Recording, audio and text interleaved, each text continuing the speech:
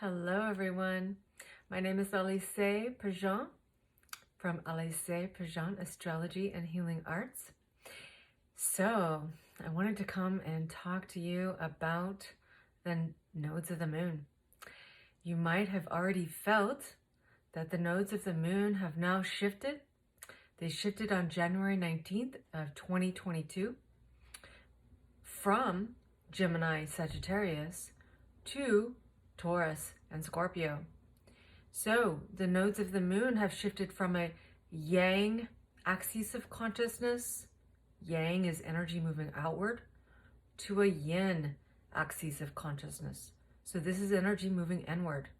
So you may have noticed that individually and collectively, we're starting to feel the inclination to draw our consciousness inward and to really pull into our own personal experience of reality in this time. Now, Taurus and Scorpio is about our values and about our evolutionary trajectory. Taurus is our values that are actually based on our own evolutionary trajectory, but also informed by our senses, right? Taurus is very much inclined to explore consciousness through the senses and the sensual part of being in a body and taking care of the body and taking care of one's own needs based on one's own senses and one's own values. Scorpio is the part of our consciousness that is guided by Pluto and Mars. And if I didn't already say, Taurus is guided by Venus, and it's the inner side of Venus, so it's yin, right? And Scorpio, being the south node of the moon, is guided by or ruled by Mars and Pluto. And so this is really about our consciousness that actually decides to embody Taurus on the earth plane, Taurus, the first earth sign, in order to evolve on a soul level. And so Scorpio is the automatic pilot of our consciousness.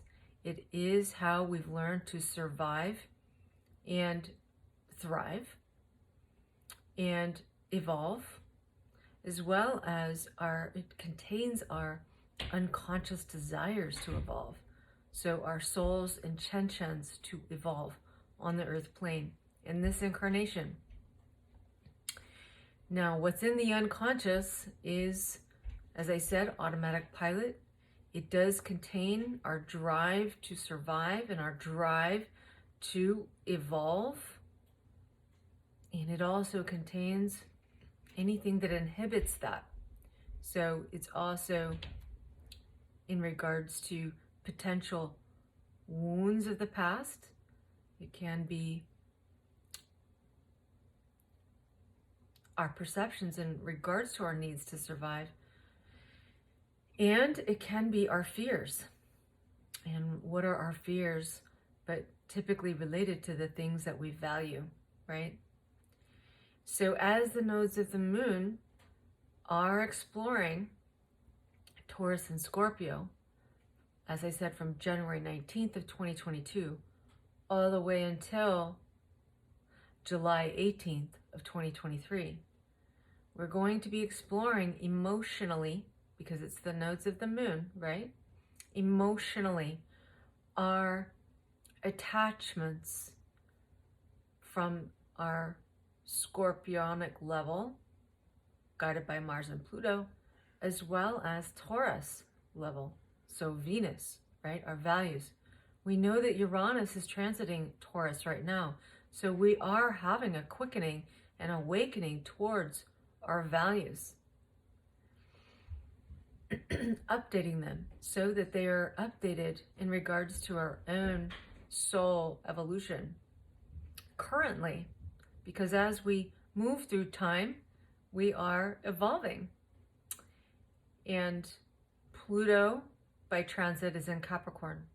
So this is exposing as well as dismantling all of the structures of consciousness that have inhibited us or now inhibit us from our evolution, as well as our own personal empowerment and true empowerment. So it's dismantling structures of consciousness and realities that we've created in the past that are no longer in service to our true empowerment. And with Uranus going through Taurus, it's also helping us to awaken to new values so that they can support building new structures that will support our evolutionary trajectory from here on out. So one of the things to consider is that we will be exploring, as I said, our emotional attachments to the past, our emotional attachments in regards to our power versus disempowerment, our relationship to loss, our relationship to death and rebirth cycles, our relationship to our bodies, our relationship to our senses, our relationship to our values and what we value. And this can also be relationship to our personal needs, our capacity for self-reliance, as well as our resources and management of resources. And this will be individually and collectively for this next 18 months. So some of the planets to be tracking are the guides or rulers to the nodes at the moment, right? So this would be Mars, Venus, and Pluto. And what's interesting is February 13th, Mars and Venus will conjunct in Capricorn around 14 degrees, and they'll be traveling together all the way until around March 3rd. Mars, Venus, and Pluto will conjunct at 27 degrees of Capricorn. Now, when I say conjunct, it means that they're coming into an alignment in the sky. And so they're actually seeding a new path in relationship to each other. So as planetary pairs. And these are quite the planetary pairs, right? Because Venus and Pluto and Mars are all rulers to the nodes of the moon. Or in other words, guides to the nodes of the moon.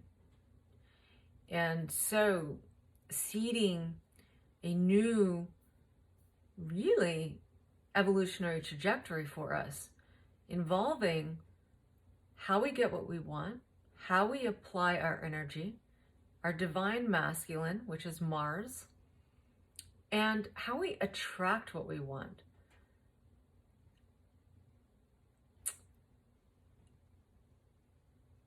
And manage our own vibration, and the divine feminine, Venus.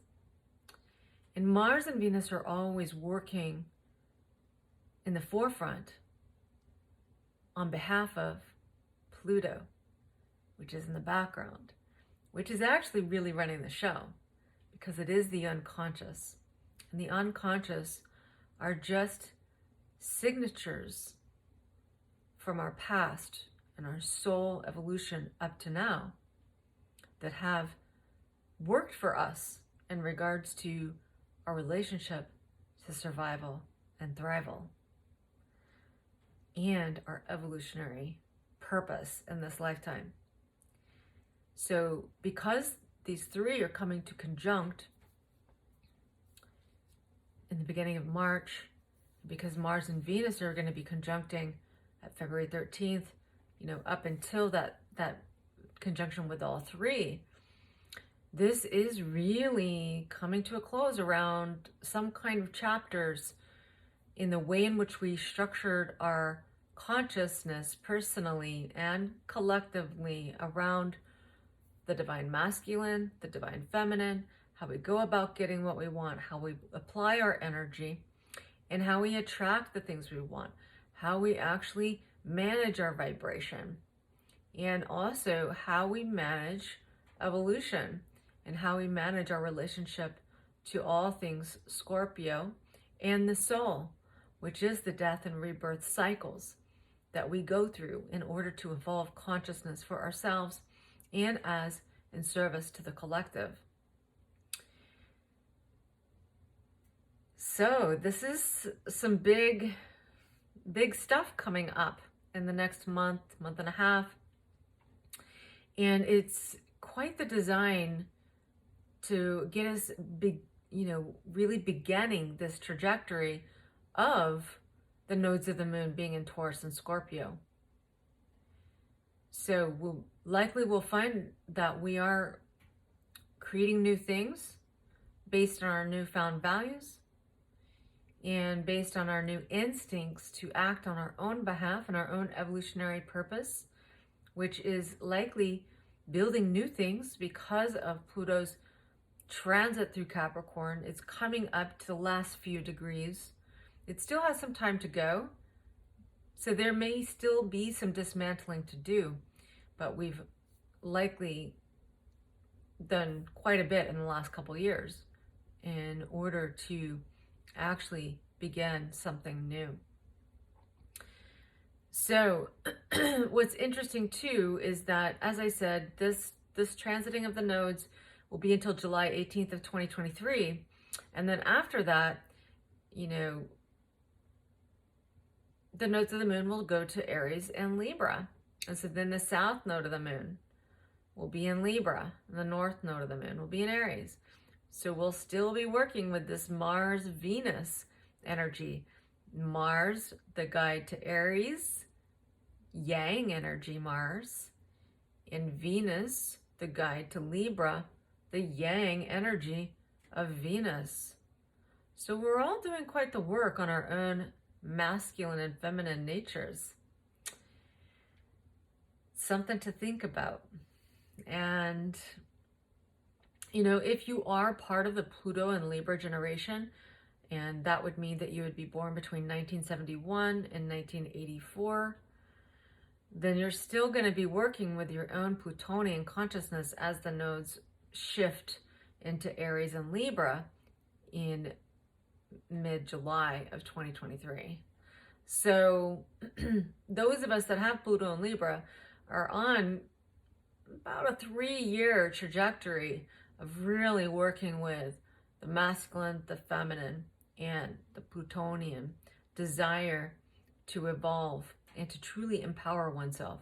We know that we have to actually have a healthy balance of masculine and feminine energy in order to evolve,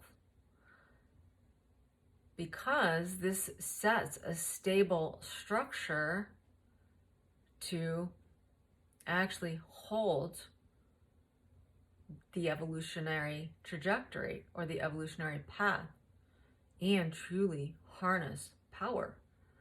So in order to truly harness our power, it's like this. It's like the body has two sides.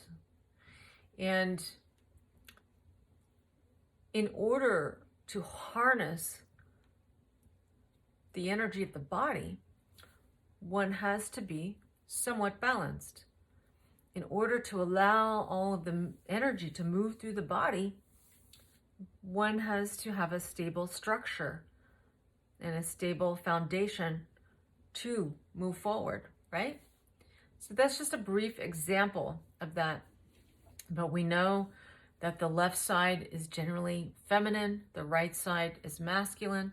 So we can use the body as a understanding of that concept, that in order to really move forward efficiently, we need to have our structure in alignment as best as we can